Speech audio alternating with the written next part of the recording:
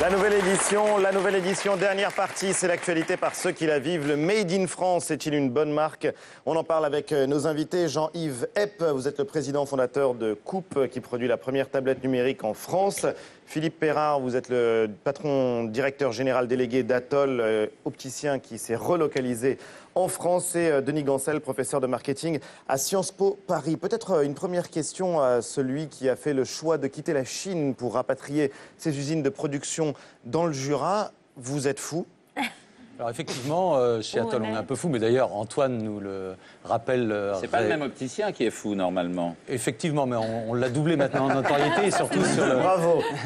sur le fait, effectivement, d'être une entreprise véritablement responsable, pas uniquement dans les îles, mais effectivement en métropole. Et effectivement, ce qu'on cherchait, c'était trois choses, parce que la vue, c'est quand même la santé, et c'est la vie surtout. Et non, de mais c'est pas que par humanisme. Il y a un moment, quand on quitte la Chine pour rapatrier des unités de production en France, c'est qu'il y a des raisons économiques. Alors détrompez-vous, chez Atoll, nous sommes une coopérative. Nous n'avons ni fonds de pension américain, ni banquier à notre capital. Vous n'êtes pas coté en bourse. Voilà, et nous sommes mus uniquement par la volonté de pouvoir ancrer des emplois sur le territoire national. Et avant, puisque quand c'est vous là que avez nous quitté sommes la France pour la Chine, vous aviez supprimé combien d'emplois? Alors justement, nous n'en avions pas supprimé. En fait, nous étions partis en Chine par dépit et non pas par envie, puisque lorsqu'en 2003, j'ai fait le tour de la vallée de Morée pour trouver des fabricants, on m'a répondu que nos commandes n'intéressaient pas, puisqu'elles n'étaient pas suffisantes. Donc, si vous voulez, nous avons continué à l'époque dans cette voie de vouloir relocaliser. Et un an après, et avec une centaine de points de vente supplémentaires, là, nos commandes commençaient à représenter quelque chose. Et un de nos sous-traitants a dit « OK, nous relevons le challenge ». Du coup, vous avez supprimé des emplois en Chine. Alors ça, on n'est plus là-bas pour le savoir, mais certainement, certains de nos collègues leur ont apporté d'autres Jean-Yves Epp, vous êtes encore en Chine, mais vous avez décidé de produire en France cette première tablette numérique. Comment est-ce que ça se passe? Comment est-ce qu'on fait un choix pareil? Alors nous, on a quitté la Chine, on a pris la décision. C'est terminé? On a pris la décision il y a un an et on a tout reconçu pour fabriquer en France. Et au même prix? Et au même prix. Donc c'est possible alors? C'est magnifique. Alors comment c'est possible? Parce que quand on est un petit donneur d'ordre en Chine, on passe après tout le monde. Oui. Donc on peut avoir ces tablettes qui sont restées bloquées dans l'aéroport. On peut avoir un avion qui est pris par un autre gros constructeur. Et on ça peut coûte, rester finalement bloqué en zone de fret. Ça coûte très cher en fait, en logistique, en transport, en fret. Et en fait, quand vous décidez de remettre cet argent dans la main-d'œuvre qualifiée française, vous vous rendez compte que vous arrivez au même prix. Denis Gancel, le professeur de marketing, quand il voit des entreprises faire le choix de produire en France, de revendiquer le logo Made in France comme un argument, c'est efficace pour les consommateurs? Oui, alors d'abord, il y a un exemple européen bien connu qui est Zara. Vous savez que M. Ortega a créé Zara totalement à contre-champ par rapport à ce qui se passait à l'époque, en disant qu'il allait fabriquer au plus près, en Corogne, et que Zara, je vous rappelle, c'est plus de 3000 boutiques dans le monde, c'est l'entreprise la plus performante et la plus grosse entreprise espagnole, et donc il a prouvé avant tout le monde qu'il était possible de relocaliser, qui est le mot à la mode. Mais les entreprises que l'on vient d'entendre sont des entreprises clairement visionnaires à deux titres. D'abord parce que l'origine n'a jamais eu autant de valeur. Il est habituel de dire l'origine, savoir où est produit. C'est-à-dire qu'il n'y a pas de marque mondiale apatride. Henkel est à Düsseldorf, L'Oréal est à Paris, Coca est à Atlanta. Et donc, ils ont compris que la marque répond à une logique classique de fief. Ça démarre petit. Mais on s'en fiche quand on veut acheter une tablette numérique ou un t-shirt de savoir où il a été fabriqué, non? Pas forcément, non. Peut-être vous allez me le confirmer, mais le Made in China a quelque chose d'infamant aussi parfois. Alors voilà, ce qui est infamant, c'est le scandale sur l'origine. Parce qu'en fait, il y a une imposture, il y a un détournement d'origine. Il faut le savoir, on parle souvent de la contrefaçon des produits, on ne parle pas de la contrefaçon d'origine. Oui, c'est ça qui est Il dingue. y a eu un fameux scandale en Italie, à Prato, où un gang chinois a été interpellé, fabriquant des produits 10 fois moins chers que les produits du marché, sous marque Made Italy. Donc il y a, et c'était l'objet de la commission Gégaud, un élément majeur, c'est de faire la police dans nos marques d'origine. La commission Gégaud, c'est une commission qui a produit un rapport sur le Made in France. C'est un argument, c'est un label pour vous, Philippe Perrard, le fait de produire en France? Alors tout à fait.